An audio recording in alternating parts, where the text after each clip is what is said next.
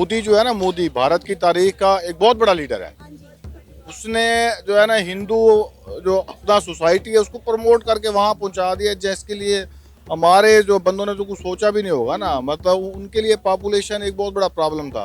उसने पॉपुलेशन को हथियार बनाया है। दुनिया को किसी भी किस्म का स्किल्ड बंदा चाहिए, वो भारत देता है उनको। पहले मोदी ने अपना करेक्टर सेट किया, उसके बाद उसने इंडिया की एक रेपुटेशन बना दी है। अब जितने भी मुस्लिम कंट्रीज है, मैं देख रहा था कतर है, यूएई है, जैसे आपने बताया सऊदी है, वो सारे उसके साथ मिलना चाहते हैं। चीज़ें ये ना कि इंडिया किसी पर डिपेंड नहीं कर रहा, इंडिया अपनी चीज़ें प्रोवाइड कर रहा है। वो जितनी इंडस्ट्री है, जितनी चीज़ें हैं, वो अपने घर में बना रहा है। जैसे टेस्ला की आप बात कर लें, उन्होंने इंपोर्ट नहीं करी, उन्होंने कहा जी प्रोजेक्ट इंडिया में शुरू करें। मिसाइल टेक्नोलॉजी में पाकिस्तान इंडिया से पीछे नहीं है। हत्ता कि तैयारे जहाँ तक बात है तो पाकिस्तान एयर डिफेंस में भी इंडिया से आगे है। पाकिस्तान के जो JF-17 और चाइना के इश्तराक से तैयारे बन रहे हैं, वो इंडिया में बनने वाले जो तेजाज हैं उनसे ज़्यादा बेहतर हैं। इवन उन्होंने जो इंपोर्ट किए हैं राफेल, उनसे भी निस्बतन पाकिस्तान के तैयार करदा इक्विपमेंट बेहतर है। नेशनल इंटरेस्ट अगर उनको मिल रहा है गल्फ कंट्रीज से, या गल्फ कंट्रीज एक काफिर मुल्क की तरफ जा रही हैं, तो वो अपना नेशनल इंटरेस्ट देख रही हैं। उन्होंने ये नहीं देखना कि वो पाकिस्तान हमारा इस्लामी मुल्क है या कतर हमारा इस्लामी मुल्क है। तो वो यही बात तो मैं कह रही हूँ कि उन्होंने मजहब को एक तरफ रख कर अपने मफाद को तरजीह दे रहे हैं कि हमारे मुल्क के लिए बेहतर क्या है। यार आपको छोटी सी मिसाल देता हूँ, लद्दाख में आपने देखा होगा चाइनीज फौजियों ने डंडों से मारा था इनको, हाँ, ऐसा ही है।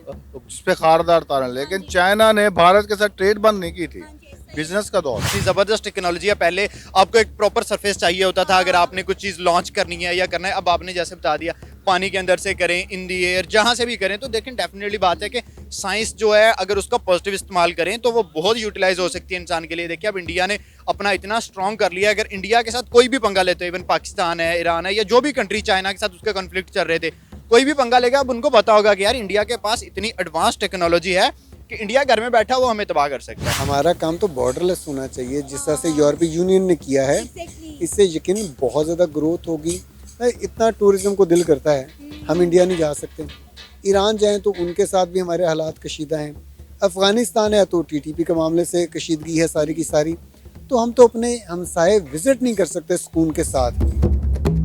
नाजरीन, कुछ दिन पहले सऊदी अरेबिया में वर्ल्ड डिफेंस शो का इनेकाद किया गया। सऊदी अरेबिया ने भारत समेत कई ममालिक को इनवाइट किया।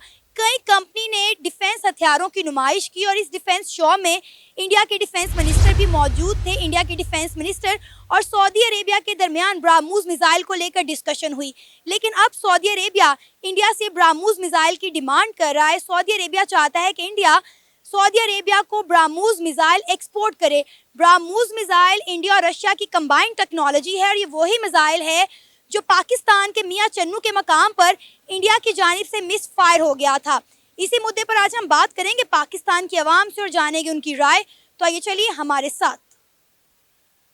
आपका नाम? उस्मान लगारी। तलहा। क्या करते हैं सर आप? मैं कॉन्ट्रैक्टर हूँ। मैं सरकारी मुलाजिम। ज़बरदस्त सर, अभी आपको पता होगा कि कुछ अर्सा पहले सऊदी अरेबिया के अंदर एक वर्ल्ड डिफेंस शो का इनेकाद किया गया और उन्होंने मुख्तलिफ ममालिक को इनवाइट किया कि उसमें आके पार्टिसिपेट करें। मुख्तलिफ ममालिक ने जाकर मुख्तलिफ कंपनियों ने अपने अपने हथियारों की नुमाइश की और वहाँ पे ब्राह्मोस मिसाइल की भी बात हुई। और अब सऊदी अरेबिया इंडिया से ब्राह्मोस मिसाइल की डिमांड कर रहा है। उन्हें कह रहा है कि आप हमें ब्राह्मोस मिसाइल जो है वो एक्सपोर्ट करें। क्या कहना चाहेंगे आप इस पर? अच्छा, ब्राह्मोस मिसाइल अगर मैं पहले स्पेसिफिकली इसकी बात करूँ ना, कोई इतनी ज़बरदस्त किस्म की टेक्नोलॉजी नहीं है। ठीक है।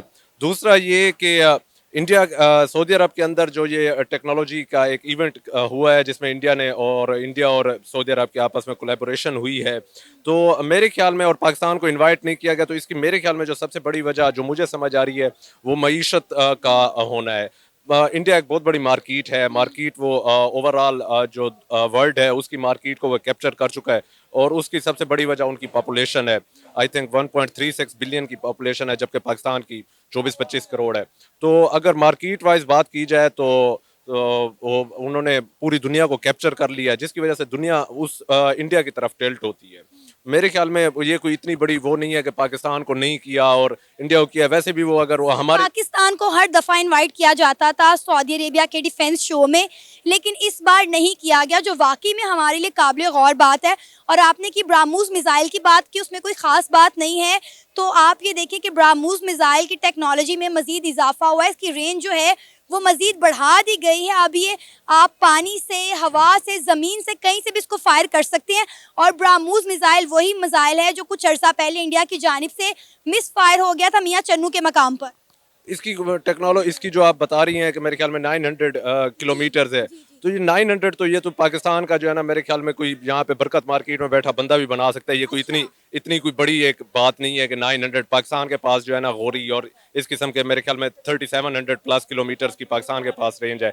तो ये स्पेसिफिकली जो है ना, आप ये जोर ना दें कि इंडिया हमसे आगे है, ठीक है। ये मैं कंटेंट जोर नहीं दे रही, ये सच है, ये सच ना है। मेरी भी जरा सुने मैडम। यूं है कि जब से उनकी मईशत मजबूत हुई है ना, और ये मोदी साहब का टेन्योर आया है, वो पाकिस्तान को हर फोरम पे ना तन्हाई का शिकार करते जा रहे हैं। वो जाहिर है वो जरा थोड़े से माली तौर पे मुस्तहकम है, दुनिया उनकी बात सुनती है, वो लोगों को बिजनेस देते हैं, लोग उधर बिजनेस करते हैं। तो वो थोड़ा सा आके ना हमें वो थोड़ा सा यहाँ से आके बेनिफिट ले जाते हैं, क्योंकि हम ये पिछले जो 4-5 साल 10 साल से ना मुआशी तौर पे हम बिल्कुल नीचे चले गए हैं। लेकिन सर आप ये देखें ना, इज्जत भी आज के दौर में उसी की है जिसके पास पैसा हो। 5 भाइयों में से जो कमाता होगा सबसे ज्यादा उसी की इज्जत होगी ना। अब आप ये देखें, और इंडिया हमें क्या आइसोलेट करेगा?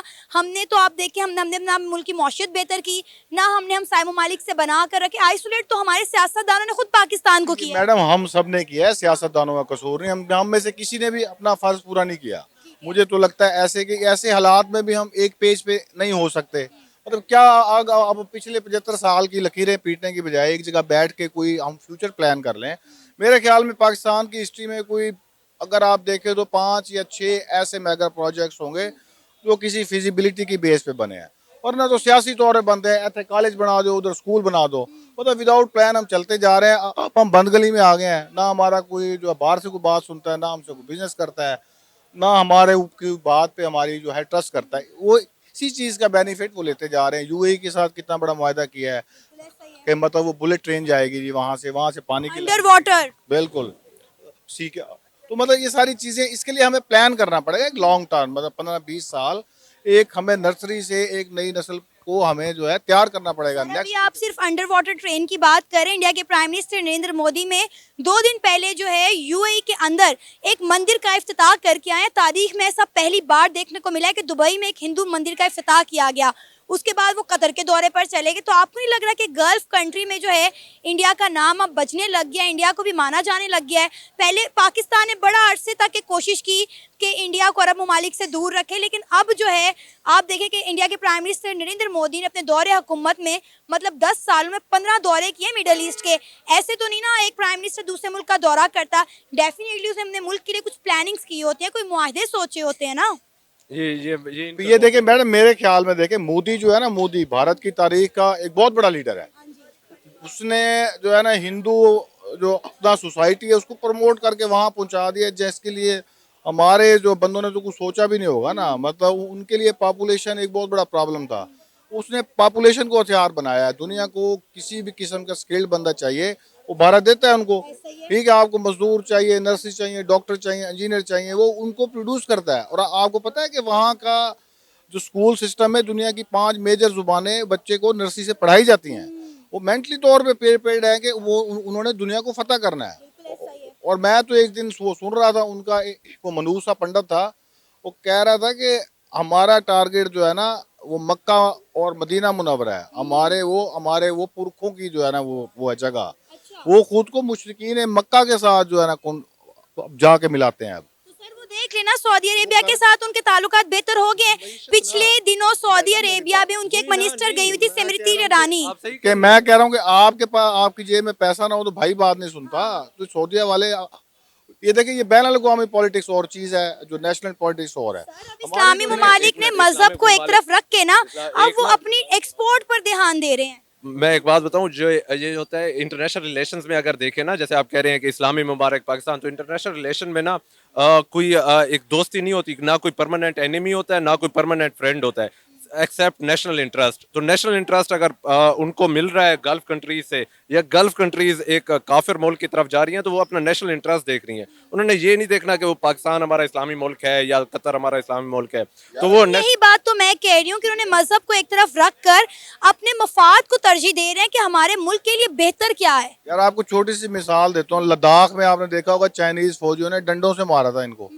सही है। जिसपे खारदार तारे, लेकिन चाइना ने भारत के साथ ट्रेड बंद नहीं की थी, हाँ जी, सही है। बिजनेस का दौर है। तो आप खुद को मनवाएं, आपको अपने आप को स्टेज पे ले जाए, कोई एक प्रोडक्ट तो हमारी हो ना ऐसी जो दुनिया हमसे ही ले, कुछ तो बनाए। हमाद सऊदी अरेबिया ने इंडिया से ब्राह्मोस मिसाइल की डिमांड कर ली है। आपको पता है कुछ दिन पहले सऊदी अरेबिया के अंदर वर्ल्ड डिफेंस शो था और वहाँ पे कई कंपनीज ने अपने हथियारों की नुमाइश की और वहीं पर जो है वो इंडिया के डिफेंस मिनिस्टर भी मौजूद थे और वहाँ पे ब्राह्मोस मिसाइल की बात हुई। तो अब जो है सऊदी अरेबिया इंडिया को कह रहा है कि आप हमें ब्राह्मोस मिसाइल जो है वो एक्सपोर्ट करें। ब्राह्मोस मिसाइल वही मिसाइल है जो कुछ अर्सा पहले मियाँ चन्नू के मुकाम पर इंडिया की जानिब से मिसफायर हो गया था और ये इंडिया और रशिया की मिलकर बनाई गई टेक्नोलॉजी है। क्या कहना चाहेंगे इस पर? देखें, डेफिनेटली बात है कि इंडिया एक इंडिपेंडेंट स्टेट है। जिस तरह से वो अपनी कंट्री को आगे लेके जा रही है, उन्होंने अपनी कंट्री का एक करैक्टर, पहले मोदी ने अपना करैक्टर सेट किया, उसके बाद उसने इंडिया की एक रेपुटेशन बना दी है। अब जितने भी मुस्लिम कंट्रीज है, मैं देख रहा था कतर है, यूएई है, जैसे आपने बताया सऊदी है, वो सारे उसके साथ मिलना चाहते हैं। चीज़ें ये ना कि इंडिया किसी पर डिपेंड नहीं कर रहा, इंडिया अपनी चीज़ें प्रोवाइड कर रहा है। वो जितनी इंडस्ट्री है, जितनी चीज़ें हैं, वो अपने घर में बना रहा है। जैसे टेस्ला की आप बात कर लें, उन्होंने इंपोर्ट नहीं करी, उन्होंने कहा जी प्रोजेक्ट इंडिया में शुरू करें। तो आप ये देखें कि वो इंटरनेशनल स्टेज पे अपने कंट्री को कितना स्ट्रांग बना रहे हैं। उसका ये नतीजा है कि जितने भी कंट्रीज हैं, देखें पहले तो नॉन मुस्लिम कंट्रीज है, अब तो मुस्लिम कंट्रीज भी हैं, वो भी इंडिया के, देखें कतर कितना कितना कट्टर मुस्लिम कंट्री है, अब वो भी इंडिया के साथ मिलना चाहता है। तो इससे हमें पता चलता है कि भाई इंडिया कुछ ना कुछ स्पेशलिटी अपने अंदर कर रहा है, या मोदी इंडिया के लिए कर रहा है, जो इंडिया को इतना फायदा हो रहा है। देखिए, हमने हमेशा ये कहा कि पाकिस्तान का डिफेंस सिस्टम, पाकिस्तान की आर्मी जो है दुनिया की नंबर 1 आर्मी है और हमने हमेशा इंडिया के साथ डिफेंस में अपना एक कंपैरिजन रखा है। अब आप देखिए, अगर हम डिफेंस पर ही रहें तो इंडिया अपने डिफेंस की हर चीज़ अपने मुल्क में खुद बना रहा है और दूसरे मुल्कों को एक्सपोर्ट कर रहा है। लेकिन मुझे बताएं कि हम अपने मुल्क में डिफेंस से रिलेटेड जो है वो क्या बनाते हैं। हालांकि अगर हम अपने डिफेंस की बात करें तो हमारे बजट का 85% जो हिस्सा है वो हम अपने डिफेंस पर लगाते हैं। देखिए, बिल्कुल ऐसे ही है। डिफेंस नो डाउट के पाकिस्तान का भी स्ट्रांग है, जैसे आपने कहा कि इंडिया का भी स्ट्रांग है, लेकिन वजह यह है कि हम इंटरनेशनली, अब हमारी रेपुटेशन वो नहीं रही। देखिए, इंटरनेशनल स्टेज पे जब इंटरनेशनल मीडिया आपको कवर करता है ना, तो उधर आपकी रेपो जब अच्छी नहीं होगी, जैसे अब हमारे इलेक्शंस हुए, हमने इंटरनेशनल मीडिया को कवरेज ही नहीं दी। देखिए, जब तक इंटरनेशनल मीडिया में आपके मतलब ऐसी नेगेटिव न्यूज़ चलेंगी, पूरा कंट्री डिफेम होता है ना इस चीज़ से, तो फिर डेफिनेटली बात है कोई भी हमसे मिलना नहीं चाहेगा। नो डाउट कि हमारी army one of the best आर्मीज in the world है और हमने देखा है कि हमारा भी स्ट्रांग है, क्या कहते हैं आप, क्या कह रहे थे, डिफेंस, हमारा भी डिफेंस स्ट्रांग है, लेकिन इंडिया का भी स्ट्रांग है, नो डाउट इसमें। लेकिन वजह यही है कि इंडिया खुद पे, हमें उनको पता है कि अगर हम पाकिस्तान से बात करेंगे, पाकिस्तान पहले किसी से खुद इंपोर्ट करेगा, उस इंपोर्ट को आगे एक्सपोर्ट करवाएगा। लेकिन अगर बात कर लेंगे इंडिया की, तो वो डेफिनेटली बात है खुद तैयार करेंगे, जिस तरह की डिमांड है अगले बंदे की, डिमांड उनको कर देंगे, सप्लाई कर सकते हैं। कि अगर ब्राह्मोस मिसाइल की हम बात करें तो इसमें बहुत ज़्यादा डेवलपमेंट हो गई है। अब इसकी जो रेंज है वो 900 किलोमीटर है और आप इसे कहीं से भी जो है वो फायर कर सकते हैं, ज़मीन से, हवा से, पानी से।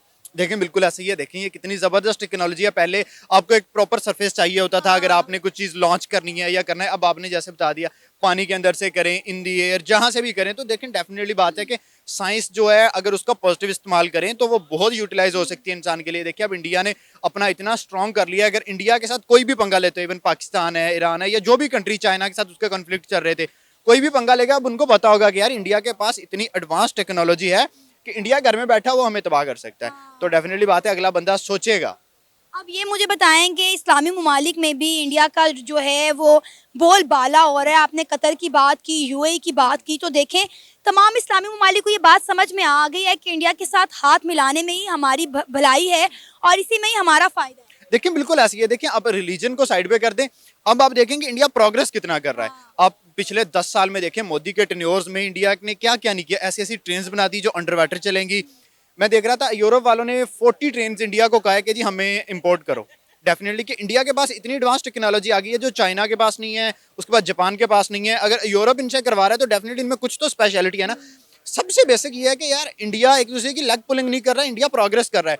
इंडिया हर चीज़ अपने मुल्क के अंदर बना रहा है। जब आप खुद पे इतने डिपेंड करेंगे, इंडिपेंडेंट नेशन बन जाएंगे, तो फिर डेफिनेटली आप तरक्की तो करेंगे और इसका क्रेडिट कहीं ना कहीं मोदी को जाता है। देखें, वो इंडिया को पिछले 10 साल में, जैसे मैंने बात की, बहुत ज़्यादा तरक्की कर रहे हैं। बाहर से कोई लोग आते हैं, जैसे लक्षद्वीप वाला जजीरा देख लें, मालदीव वालों ने कोई बात की, उन्होंने अपना जजीरा बना लिया, मतलब कि खुद पे डिपेंड कर लिया। इसके बाद जितनी भी फील्ड्स आप देख लें, आईटी होगी, टेक्नोलॉजी होगी, मैन्युफैक्चरिंग होगी, गाड़ियों को देख लें। अब हमें कोई बच्चे का खिलौना चाहिए, हम चाइना से इंपोर्ट करते हैं। इंडिया वाले खुद बनाते हैं। इंडिया वाले रॉयल इनफील्ड की देख लें आप, उनकी कितनी जबरदस्त, टाटा हो गया, महिंद्रा हो गया। अब महिंद्रा की मैं देख रहा था पिछले दिनों, ऐसी गाड़ी आ गई है जो पाकिस्तान में आके कुछ 20 लाख की होगी। हमारी आल्टो जो डब्बा है एक, वो 24-25 लाख का है। सर आपका नाम? खालिद रशीद जी। खालिद सर, क्या करते हैं आप? मैं एजुकेशनिस्ट हूँ। सर कुछ अर्सा पहले की बात है, बल्कि कुछ दिन पहले की बात है कि सऊदी अरेबिया ने एक वर्ल्ड डिफेंस शो जो है अपने मुल्क के अंदर करवाया था और डिफरेंट ममालिक को जो है उसमें पार्टिसिपेट उन्होंने किया था और कई हथियार बनाने वाली कंपनियों ने अपने अपने हथियारों का वहाँ पे मुजाहिरा किया और इंडिया को भी इनवाइट किया गया था। लेकिन अफसोस की बात है कि पाकिस्तान को सऊदी अरेबिया ने इनवाइट नहीं किया था।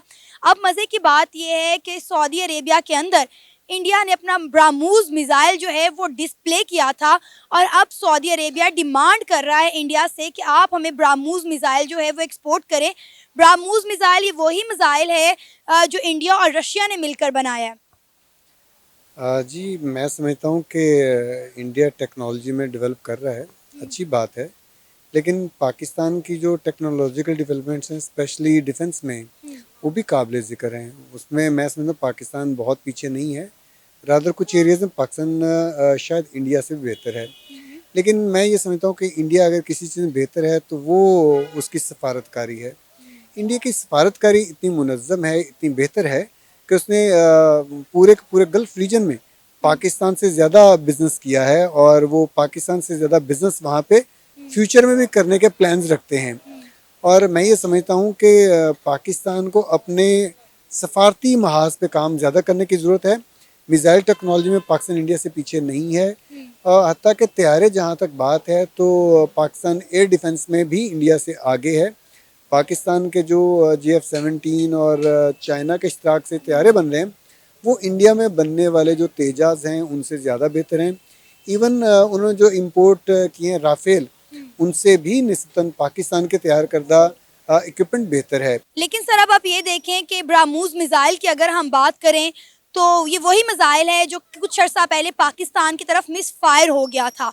तो इंडिया जो है वो अपने मुल्क के अंदर डिफेंस से रिलेटेड जो है चीज़ें खुद बना रहा है और दुनिया जो है वो उसे ख़रीदने में इंटरेस्ट शो कर रही है। लेकिन अगर हम पाकिस्तान की बात करें तो पाकिस्तान इन चीज़ों के लिए चाइना पर डिपेंड करता है। इंडिया की अगर हम बात करें तो इंडिया ने जंगी बहरी बेड़े जो हैं वो अपने मुल्क में खुद तैयार किए हैं। बहुत सारी जो हैं वो नेवी से रिलेटेड जो है इंडिया ने आइटम्स हथियार खुद तैयार किए हैं। लेकिन हम लोग हमेशा कोई भी चीज़ बनाने के लिए चाइना के जो है मोहताज रह जाते हैं। आपका पर्सपेक्टिव हो सकता है ठीक हो, लेकिन मैं इसे थोड़ा सा डिफ़र करना चाहूँगा। जी जी। पाकिस्तान का जो इशू है वो सिर्फ़ और सिर्फ मेरे ख़्याल में इकॉनमी है। अगर पाकिस्तान की इकॉनमी पे काम कर लिया जाए तो टेक्नोलॉजी डेवलप करना, इस पे काम करना, ये कोई मुश्किल काम नहीं है। पाकिस्तान में ऐसे स्किल्ड लोग हैं जो ये सारा काम कर सकते हैं और हम चाइना के साथ इश्तराक में हैं, 100% डिपेंडेंट नहीं हैं। हमारे पास ऐसे एक्सपर्ट मौजूद हैं जो कि एविएशन में, मिसाइल टेक्नोलॉजी में, मेरे अपने जानने वाले ऐसे कुछ दोस्त अहबाब हैं जो पाकिस्तान के मिसाइल प्रोग्राम में काम करते रहे। अब वो दुनिया की बेहतरीन मिसाइल डेवलप करने वाली कंपनीज के साथ जॉब्स कर रहे हैं और बिज़नेस कर रहे हैं उनके साथ। तो इसका मतलब है कि मामला ये नहीं है कि एक्सपर्टीज़ का इशू है इकॉनमी का। पाकिस्तान की इकॉनमी बहुत सुकड़ गई है, इंडिया की इकॉनमी बहुत एक्सपेंड कर गई है और इंडिया का जो बजट है डिफेंस का वो पाकिस्तान से कई गुना ज़्यादा है, लेकिन वो उनके जीडीपी के अतबार से बहुत थोड़ा है। यानी उनका जीडीपी इतना ज़्यादा है कि वो डिफेंस बजट में थोड़ा महसूस होता है, लेकिन हमारे मुकाबले उनका डिफेंस बजट बहुत ज़्यादा है। तो मैं ये समझता हूँ कि हमें इस वक्त ज़्यादा परेशानी डिफेंस से की निस्बत हमें होना चाहिए अपनी इकॉनमी पे। हमें अपनी इंडस्ट्रियलाइजेशन होगी, मुल्क में पैसा आएगा तो आप डिफेंस पे पैसे लगा सकेंगे। जहाँ पे इस वक्त पहुँच चुके हैं हमारे पास रोज़मर्रा के अखराजात के लिए पैसे नहीं बचे। सो हमारी पहली प्रायोरिटी डिफेंस से ज़्यादा मैं समझता हूँ वो इकॉनमी है। सर अब ये देखें ना, इंडिया की गल्फ कंट्री के साथ जो है ताल्लुकात दिन ब दिन कितने मजबूत होते जा रहे हैं। इंडिया के प्राइम मिनिस्टर नरेंद्र मोदी पहले यूएई विजिट पर गए, अब वो कतर में गए हैं। सऊदीया में जो है वो भी उनका आना जाना है, उनके मिनिस्टर आते हैं। सऊदीया के साथ भी उनकी डील्स चल रही हैं। मतलब जो हमें रिस्पेक्ट मिलनी चाहिए थी, जो ताल्लुकात हमारे गल्फ कंट्री के साथ, मिडल ईस्ट के साथ बेहतर होने चाहिए थे, वो इंडिया के बेहतर हो रहे हैं। अब आप देखें कि गल्फ कंट्री पे भी हमें इंडिया का जो है वो राज नज़र आ रहा है। देखें, बड़ा सादा सा फार्मूला है जी, दुनिया मईशत पे और मुफादात पे चलती है। पाकिस्तान की आबादी 24-25 करोड़ है, जबकि इंडिया की आबादी 140 करोड़ के करीब पहुंचेगी। तो इंडिया की इंपोर्ट्स और इंडिया के एक्सपोर्ट्स, उनकी इकॉनमिक टाइज उन ममालिक के साथ ज़्यादा मजबूत हैं। तो दुनिया, मैं समझता हूँ कि आज नज़रिए से ज़्यादा मईशत पे सोचती है। तो इंडिया के पास सेल करने के लिए बहुत कुछ है और इंडिया के पास उनसे ख़रीदने के लिए बहुत कुछ है। इसी वजह से वो इंडिया से कुर्बतें बढ़ा रहे हैं। अगर पाकिस्तान की भी मुआशी हालत बेहतर होती, पाकिस्तान के पास सेल करने के लिए बहुत कुछ होता और पाकिस्तान के लोगों की बाइंग कैपेसिटी होती, तो वो यकीनन हमारे साथ भी उतने ही अच्छे ताल्लुकात रखते हैं। आ जाके बात हुई है, पंजाबी का मुहावरा है, जिंदे कर दाने उनके कमले भी सियाने। अब इंडिया से चौथी बड़ी मईशत है, लिहाजा दुनिया की मजबूरी है इंडिया के साथ काम करना। अगर हमें चाहे डिफेंस में आगे जाना है या अपने ताल्लुकात मेंटेन करने हैं, तो पहले अपनी मईशत और उसके बाद अपनी सफारतकारी। अभी ये तो गल्फ़ कंट्रीज़ है ना, ये हमारे इस्लामी भाई भी हैं। तो आप ज़रा गौर करें, इंडिया की बहुत बड़ी प्रॉक्सी वार हुई श्रीलंका के साथ। तमिल टाइगर्स वहाँ पे 3-4 दहाइयों तक उन्होंने पूरे मुल्क को अनस्टेबल रखा और उनकी सारी फंडिंग फाइनेंसिंग इंडिया ने की।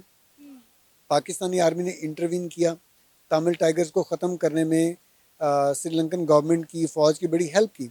अच्छा, उसके नतीजे में उन्होंने क्या किया कि पाकिस्तान को ये रायत दे दी कि पाकिस्तान से जो भी प्रोडक्ट्स जाएंगी उनके ऊपर कोई टैक्स श्रीलंका नहीं लगाएगा। और इंडिया के ऊपर उन्होंने टैक्स इतने बढ़ा दिए ताकि इंडिया की एक्सपोर्ट्स रुक जाएं, चूँकि इंडिया ने उन्हें बहुत ज़्यादा टफ टाइम दिया था। लेकिन 5 साल बाद क्या हुआ कि इंडिया ज़ीरो टैरिफ पे चला गया और पाकिस्तान पे 20% टैक्सेस वहाँ पे लग गए। और ये मामला सिर्फ सफारतकारी का है। उन्होंने साबित किया कि हमारे पास आपको बेचने के लिए बहुत कुछ है और हम आपसे बहुत कुछ खरीद सकते हैं। अच्छा सर, जब हमें ये चीज़ें पता है, एक आम पब्लिक को ये चीज़ें पता है, एक टीचर को ये चीज़ पता है, तो हमारे सियासतदानों को, हमारे डिप्लोमेट्स को ये बात क्यों समझ नहीं आती कि इस वक्त हमारी ज़रूरत है कि हम हमसाए ममालिक के साथ बना कर रखें, चाहे वो कोई भी हो, चाहे वो ईरान हो, चाहे वो इंडिया हो या फिर अफ़गानिस्तान हो। इस वक्त हालात और वक्त का तकाजा ये है कि हम हमसाए ममालिक के साथ ट्रेड भी करें और अपने मुल्क में इन्वेस्टमेंट लेकर आएँ ताकि मुल्क की मौशत में इजाफा हो। भाई, मैं तो इसमें एक कदम और आगे जाने की सोचता हूँ। हमारा काम तो बॉर्डरलेस होना चाहिए, जिस तरह से यूरोपीय यूनियन ने किया है। इससे यकीनन बहुत ज़्यादा ग्रोथ होगी। इतना टूरिज़्म को दिल करता है, हम इंडिया नहीं जा सकते। ईरान जाएं तो उनके साथ भी हमारे हालात कशीदा हैं। अफ़गानिस्तान है तो टीटीपी के मामले से कशीदगी है सारी की सारी। तो हम तो अपने हमसाए विज़िट नहीं कर सकते सुकून के साथ।